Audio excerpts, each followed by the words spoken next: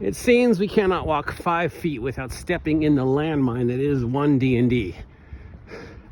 The continued cascade of controversy and chaos only accomplishes one thing.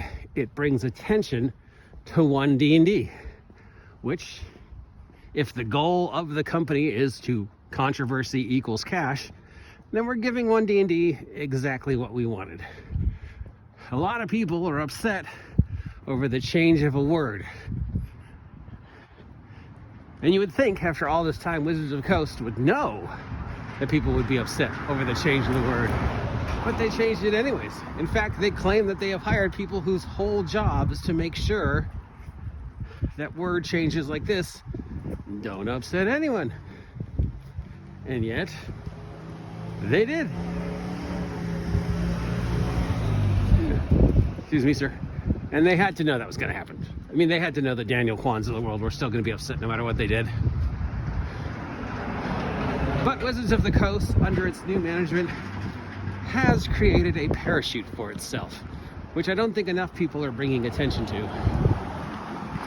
So once again, I will bring it up as a response to the Daniel Kwans of the world. There was 2 rounds of surveys before this change came forward. And maybe we can agree or disagree how they informed us they were making the change. Personally, I think it was not done in the best way they could have, but that's just me.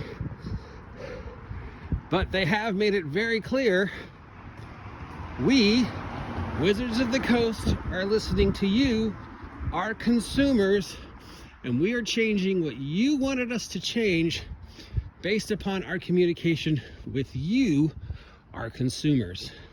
So, in retrospect, Professor Connie Chang, if you're upset by the change from race to species still being bioessentialism, closet racism, well, they consulted you.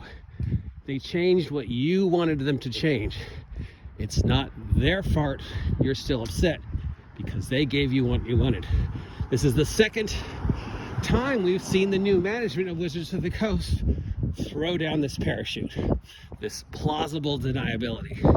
The first one was Chris Perkins talking about the cultural consultants. Now they can say, oh, the cultural consultant missed that.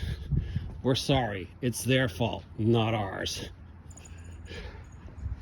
Yeah, all you're doing by continuing to saber rattle over one D&D is A, give them attention, which B equals money, and C allows them to play the plausible deniability card. We put out surveys. You filled out the surveys. We gave you exactly what you wanted. You're still upset. How is that our fault?